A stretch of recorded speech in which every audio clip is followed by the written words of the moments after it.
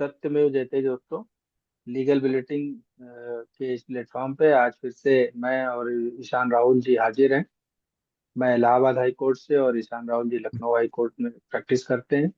तो रोज हम लोग बड़े मुद्दों पे, ये जो सुप्रीम कोर्ट के, हाई कोर्ट के फैसले हैं उस पर डिस्कशन करते हैं, चर्चा करते हैं। तो आज भी हम लोग कुछ नए फैसलों पर बात करने के लिए मैं अपने दर्शकों से गुजारिश करूंगा कि आप हमारे चैनल को लाइक, सब्सक्राइब और शेयर जरूर करें और हमारा हौसला बढ़ाएं। तो ईशान जी, आप अपना पिटारा खोलिए, तो बताइए क्या क्या शुरू कर रहे हैं, कहाँ से शुरू कर जी रहे बिल्कुल sir. Thank you so much sir. हैं। जी देखिए, पहला केस बहुत ही इम्पोर्टेंट है। ये basically family matter divorce petition से रिलेटेड है।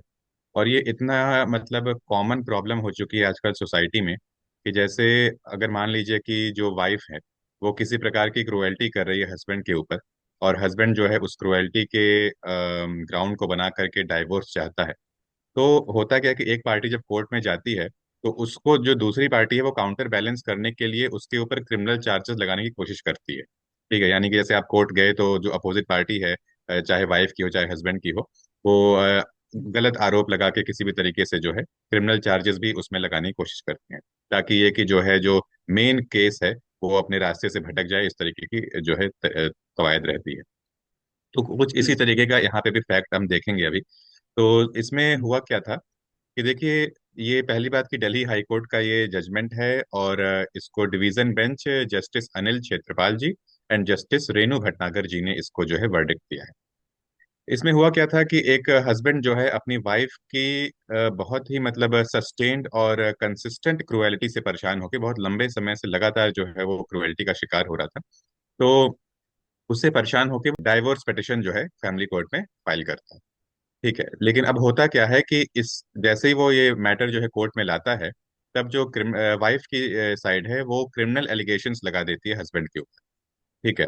अब देखिए, होता इसमें यह है कि जब हस्बैंड ने जो जिस तरह की क्रुएल्टी का ग्राउंड लिया था यहाँ पर वाइफ के खिलाफ, तो उसने कहा है कि जो उसकी वाइफ है वो बार बार ये इंसिस्ट करती है कि उसके जो एजेड पेरेंट्स यानी कि सास ससुर वाइफ के, उससे अलग होकर के एक अलग घर में रहा जाए। यानी कि पति पत्नी अपने माता पिता से, जो बेटे के माता पिता हैं उससे अलग होकर के अलग घर में रहें। एक डिमांड। दूसरी ये कि वो चाह रही थी कि पत्नी ये चाह रही थी कि उसके नाम पे एक अलग घर जो है दे, जो है उसको पति जो है। फिर और जो हम्म। है वो अपनी सास से जो है बहुत ही अभद्र भाषा में बात किया करती थी। ठीक है। हम्म। और पति हम्म। के साथ किसी भी तरीके की इंटीमेसी, फिजिकल रिलेशन को पूरी तरीके से रिफ्यूज करती थी। और यहाँ तक अच्छा। कि वो ये भी साफ साफ मतलब थ्रेटन करती थी कि अगर जो है हम्म। नहीं मतलब उसकी बातों को माना जाएगा, इसी तरीके से चलेगा, तो फिर वो क्रिमिनल केसेस जो है, फॉल्स क्रिमिनल केस भी लगा देगी। ये बात का जो है वो धमकी पहले भी दिया करती थी। ऐसा पति ने अपने जो है पिटिशन में बताया है। ठीक है। और हम्म। जो है फिर अंतोगत्वा ये हुआ कि पत्नी जो है अपनी जो मैट्रिमोनियल घर है, मतलब कि जो उसका ससुराल था, वहां से अपनी ज्वेलरी और कपड़ों को ले करके फाइनली जो है वहां से हम्म। हट जाती है और दोबारा से वापस नहीं आती है। ठीक है। तो जब इतनी सारे जो ग्राउंड थे, तो फिर पति क्या करता है कि यही सब क्रुएल्टी के ग्राउंड पर जो है वो कोर्ट जाता है इस बात के लिए कि जो है अब तलाक हो जाए। ठीक है। तो अब जैसे ही वो हम्म। कोर्ट जाता है तब पत्नी जो है यहाँ पर क्रिमिनल चार्जेस लगाती है। क्रिमिनल चार्जेस क्या लगाती है? डॉवरी का लगाती है सबसे पहले। ठीक है। अब डॉवरी के चार्जेस लगा हम्म। देती है। और एक और बड़ा संगीन आरोप लगाती है कि जो उसके ससुर हैं वो उसके साथ जो है मॉलेस्टेशन कर रहे हैं, यानी कि जो है सेक्सुअल असॉल्ट कर रहे हैं। ठीक है। तो सेक्सुअल चार्जेस भी जो है वो अपने हस्बैंड के फादर यानी कि ससुर के ऊपर लगाती है। तो डॉवरी और हम्म। मॉलेस्टेशन के चार्जेस जो है, जो कि बड़े सीरियस किस्म के चार्जेस हैं, वो लगाती है जो है। और इस तरीके से ये मैटर जो है फिर होता यह है कि जो फैमिली कोर्ट है वो हस्बैंड की जो ये डाइवोर्स की अपील थी उसको मतलब जो पिटिशन थी उसको डिसमिस कर देती है। ठीक है, मतलब वाइफ के उसकी जो पिटिशन है वो डिसमिस हो जाती है। तब इसी के अपील में वो ये दिल्ली हाई कोर्ट आते हैं।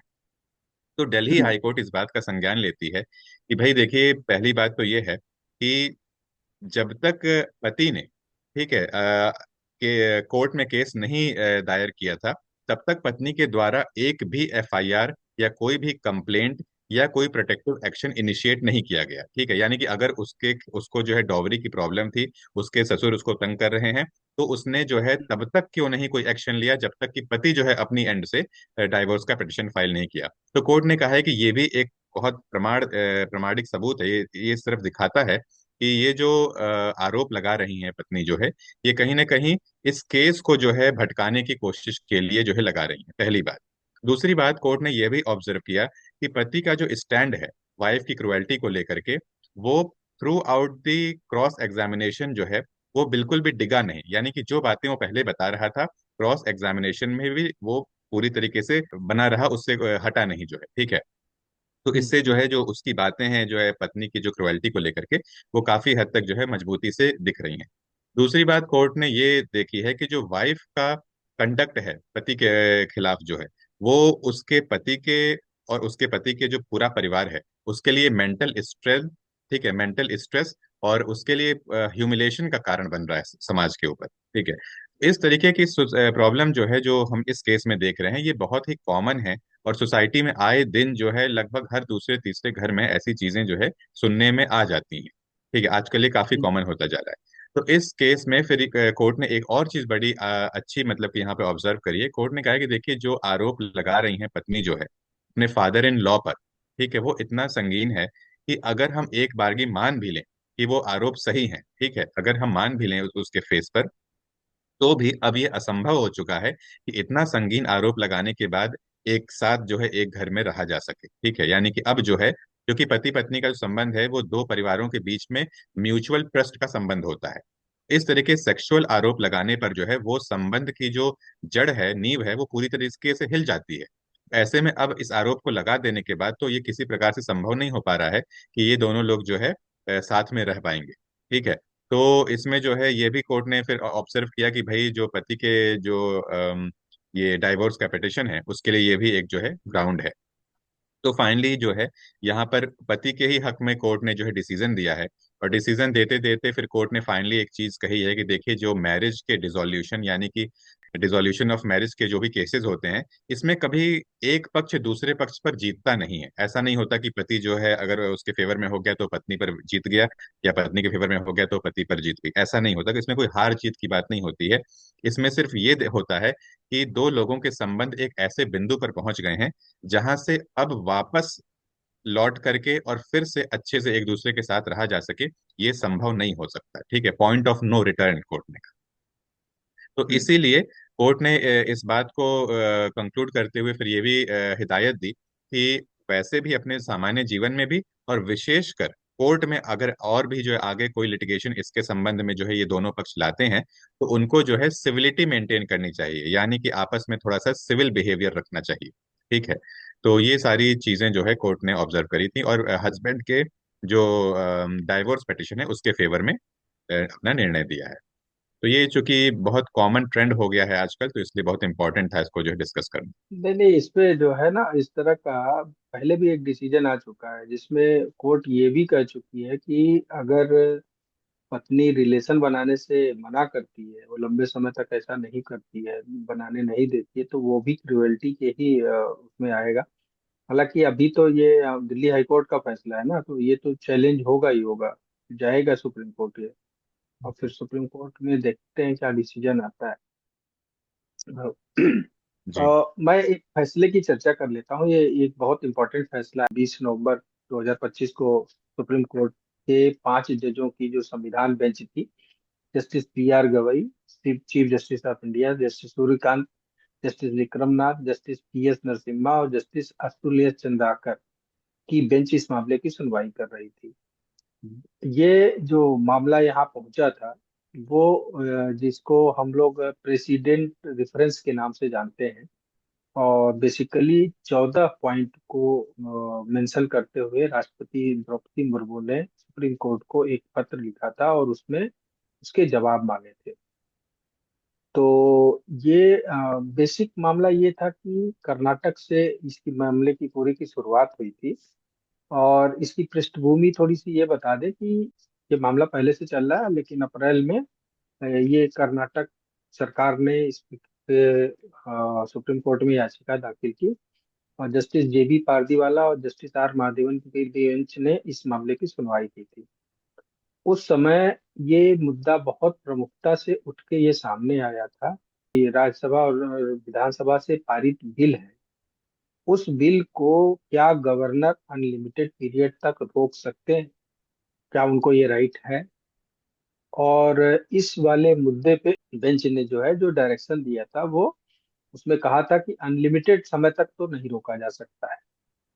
और उसके बाद जो है उसमें कुछ और चीजें थी कि बिल को उसी डेट से पारित मान लेने की बात भी कही गई थी जब जिस डेट को वो पास किया गया था विधानसभा में। तो खैर वो एक खाली रेफरेंस का है, बाकी मुद्दा जो है वो पूरा का पूरा यहाँ पे आया जब प्रेसिडेंट रेफरेंस से।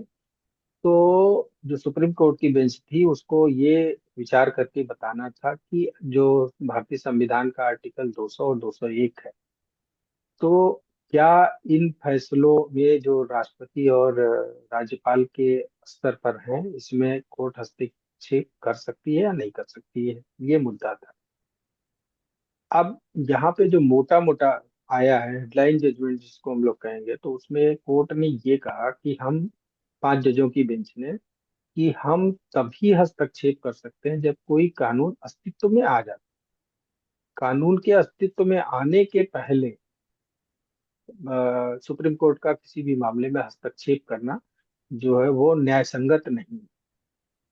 ठीक है। और इसके अलावा जो है कई बहुत सारे मुद्दे भी आए कि राज्यपाल के पास क्या क्या पावर है, वो अपने पावर को इस्तेमाल करके तुरंत के, जैसे मान लीजिए अगर मंजूर नहीं करना है तो राज्यपाल के पास एक पावर है और कि वो विधानसभा से पारित बिलों को वापस लौटा दे, उसमें अपना कमेंट लिख दे कि हम इस फैक्ट से असंतुष्ट हैं और मतलब संतोषजनक नहीं है। इस मामले में एक चीज और यहाँ नोटिस करने वाली है कि जो फाइनेंशियल मामले होते हैं ना उसी तरह के मामलों पे ही इस तरह का कमेंट लिखा जा सकता है।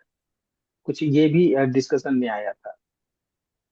तो अब जो 14 पॉइंट थे, ये पॉइंट चूंकि बहुत इम्पोर्टेंट हैं और इसमें जो जवाब है एक तरह से कह ले हम कि जो सवाल थे कि उस पे क्या जवाब है जजों की बेंच का। तो इसमें पहला जो था उसमें जो है कहा गया कि गवर्नर के पास 3 ऑप्शन है जो कॉन्स्टिट्यूशन यानी भारतीय संविधान उन्हें देता है। एक, या तो वो बिल को मंजूर कर दे। दूसरा, या बिल को प्रेसिडेंट के विचार के लिए रिजर्व कर ले। ठीक है। और दूसरा, मंजूरी न दे उस बिल को और कमेंट के साथ लेजिस्लेचर जहां से वो पास होके आया है उसको वापस कर दे। अब आर्टिकल 200 का जो पहला प्रोविजो है, प्रोविजन का जरूरी हिस्सा से जुड़ा हुआ है, वो जो करंट ऑप्शन इसमें यूज किया गया था उससे रोकता है। उसमें कोई चौथे मतलब कोर्ट ने बेंच ने कहा, जो संविधान पीठ थी उसने कहा कि इसमें चौथे का कोई वो नहीं है, ऑप्शन नहीं है, बातचीत का ऑप्शन नहीं है। और वो जो तीसरा ऑप्शन अगर चूज करता है कि बिल को वापस करता है तो वह तभी उपलब्ध है जब वो मनी बिल हो। इसके अलावा वो कंडीशन में वो अ, वापस नहीं करते। अब वो जो है आर्टिकल 200 के तहत उसको ये अधिकार है। अब मिनिस्टर्स की सलाह से, काउंसिल ऑफ मिनिस्टर्स जो होते हैं उसकी सलाह से बंधे हुए नहीं है गवर्नर। ये भी एक कमेंट में आया है। जो आर्टिकल 200 के तहत गवर्नर जो काम करते हैं वह न्याय के दायरे में नहीं है, तो इसकी कोर्ट मेरिट रिव्यू नहीं कर सकती। ये सब, लेकिन यह है कि लंबे समय तक बिना किसी वजह के किसी चीज को पेंडिंग रख रहे हैं गवर्नर अगर, तो एक कोर्ट को राइट है कि वो एक लिमिटेड मैंडमस जारी कर सकता है। मैंडमस कोर्ट की भाषा है, जो कोर्ट से जुड़े हुए लोग हैं जो प्रैक्टिशनर है वही समझ सकते हैं इसको। तो दो तरह से एक होता है, एक तो कोई आर्डर है तो उसको क्वैश करने की मांग की जाती है, या कोई एफआईआर है चार्जशीट है उसको क्वैश करने की मांग की जाती है। और अगर ऐसा कुछ नहीं है तो एक विधायी निर्देश देने की मांग की जाती है, तो उसको मैंडबस बोला जाता है। अब इसमें जो है संविधान के आर्टिकल 361 का भी एक मामला था, चौथा सवाल था कि गवर्नर को पर्सनली जुडिशियल कार्रवाई के लिए भेजने के मामले में क्या रोक लगाई जा सकती है। क्या ये रिव्यू पर रोक है? तो कोर्ट ने कहा कि कोर्ट बिल्कुल रिव्यू करने का जो दायरा है उसको नकारा नहीं जा सकता है। और गवर्नर लंबे समय तक निष्क्रिय रहने की स्थिति के लिए अधिकृत नहीं है, मतलब। ठीक है ना। और गवर्नर को अगर इस तरह की हम इम्यूनिटी मिलती रहेगी, जब तक वह संवैधानिक क्षेत्र के दायरे में आता है, मतलब जब तक वो उस पद को होल्ड कर रहा है तब तक उसको ये राइट है करने का। पांचवा जो सवाल था वो है समय सीमा और गवर्नर के पावर से जुड़ा हुआ था। तो कोर्ट ने साफ साफ कह दिया कि इसके लिए कोई टाइम लिमिट तय करना कानूनी तौर पर ठीक नहीं है। और ये प्रेसिडेंट की कानूनी मंजूरी जो है 201 के तहत, जो है आर्टिकल 201 के तहत जो गवर्नर के मामले में तर्क दिए गए थे, वो प्रेसिडेंट की मंजूरी भी कानूनी नहीं है, ये भी कहा कोर्ट ने। जो छठा सवाल का जवाब था। सातवां में ये था कि आर्टिकल 201 के तहत काम करने में कानूनी तौर पर तय कोई टाइमलाइन नहीं दी जा सकती है।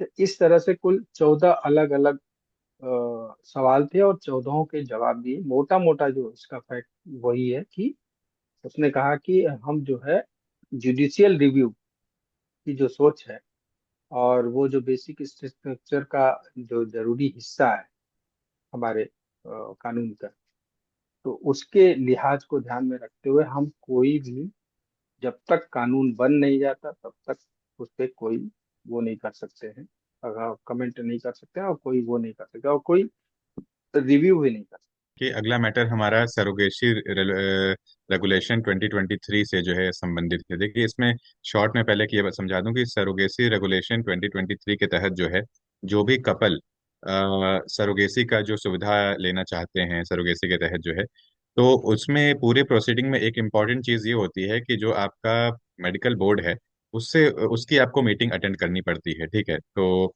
इसमें अभी तक हो क्या रहा था कि ये जो डिस्ट्रिक्ट मेडिकल बोर्ड है दिल्ली का, ठीक है, उसने क्या किया था इस पर्टिकुलर केस में कि वो फिजिकल उपस्थिति अनिवार्य कर रहा था। ठीक है, एक कपल है जो मतलब भारत का है लेकिन वो कनाडा में जो है रिजाइड कर रहा है 2022 से, और उसने जो है उसको कोई बायोलॉजिकल चिल्ड्रन नहीं है कपल को। ठीक है, तो बाद में क्या होता है कि उसने जो है यही सरोगेसी रेगुलेशन 2023 के तहत जो है उसने एक एप्लीकेशन दायर करी है।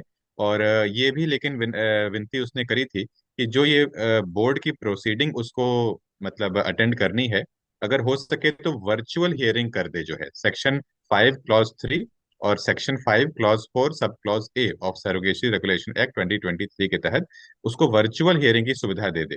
क्यों? क्योंकि जो है वो कनाडा में रहते हैं और कनाडा से आना जाना लॉजिस्टिक और दुनिया भर की चीजें, तो उतना जो है शॉर्ट नोटिस पे इंटरनेशनल ट्रैवल करना पॉसिबल नहीं हो रहा था और काफी ज्यादा खर्चा भी आ रहा था इस सबको सकते। देखते हुए। लेकिन फिर उसके बाद जो डिस्ट्रिक्ट मेडिकल बोर्ड है उसने अपनी एक मीटिंग करी और उसके बाद इन लोगों को ये बताया गया कि नहीं, आपको फिजिकल अपीयरेंस ही जो है अनिवार्य है, और ये वर्चुअल हियरिंग का कोई उसने सुविधा नहीं दी। ठीक है, और बाद में लेकिन जब ये मैटर कोर्ट में आता है तो कोर्ट इस बात का संज्ञान लेते हुए यही कहती है कि कोई कारण नहीं है डिस्ट्रिक्ट मेडिकल बोर्ड के पास कि क्यों वो एक प्रैग्मेटिक व्यू नहीं ले रहा है इस पूरे मैटर का, और क्यों जो है वो एक वर्चुअल हियरिंग उपलब्ध नहीं करा पा रहा है। ठीक है, अगर किसी केस में कोई कपल ऐसी स्थिति में है कि वो इतने शॉर्ट पीरियड में आपके सामने बोर्ड की मीटिंग को देखते हुए नहीं आ सकता, तो बाकी सारी चीजें जो डॉक्यूमेंटेशन वगैरह है वो उसके ऑथोराइज्ड जो रिप्रेजेंटेटिव हैं वो आकर के जो है, जो भी बोर्ड के जो जहां पर भी उसकी एड्रेस है वहां जाकर के जो है सबमिट कर दें। और जहां तक बात है कि उस कपल का जो है जो बातचीत करने की जो उसकी मीटिंग की है, तो वर्चुअल कंडक्ट भी कराने में कोई आपत्ति कोर्ट को नहीं दिखाई दे रही थी। तो कोर्ट ने इसमें यही फैसला किया है कि आप जो है दिल्ली जो का जो ये मेडिकल बोर्ड है डिस्ट्रिक्ट मेडिकल बोर्ड, उससे यही कहा है कि इस पूरे केस में इनको दोबारा से री एग्जामिन करिए कपल के एप्लीकेशन को, और वर्चुअल इंटरेक्शन कराइए। ठीक है, वर्चुअल इंटरेक्शन अगर रिक्वायर्ड है तो उसको कराइए, अलाउ करिए। और दूसरा, जहां तक मेडिकल रिकॉर्ड के जो डॉक्यूमेंटेशन की बात है, तो वो उस कपल के कोई ऑथोराइज्ड रिप्रेजेंटेटिव आ करके फिजिकली प्रेजेंट होकर के वो आपको दे देंगे। यानी कि अब इसमें उस कपल को ये छूट मिल गई है कि कनाडा में रहते हुए भी वो सरोगेसी का जो सुविधा है उसमें एप्लीकेशन अपनी जो है दायर कर सकते हैं।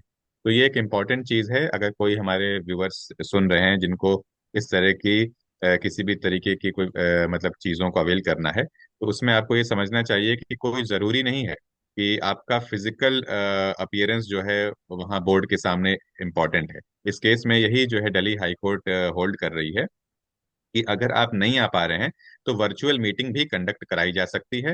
हाँ, आपके जो रिप्रेजेंटेटिव होंगे, ऑथोराइज रिप्रेजेंटेटिव, वो बाकी जो मेडिकल डॉक्यूमेंट्स वगैरह हैं वो जा करके जो है बोर्ड को दे देंगे। तो ये एक मैटर था। इस मैटर का जो टाइटल है वो अपेक्षता कला and another versus district medical board and another, जो दिल्ली हाई कोर्ट का मैटर तो thank you so much Ishan भाई। तो बहुत बहुत धन्यवाद। आप सभी से है। थैंक विनम्र यू सो मच आग्रह सर। है कि हमारे चैनल को सब्सक्राइब करें, लाइक करें और ज़्यादा से ज़्यादा शेयर करें। धन्यवाद। धन्यवाद। थैंक यू ईशान भाई, कल फिर मिलते हैं।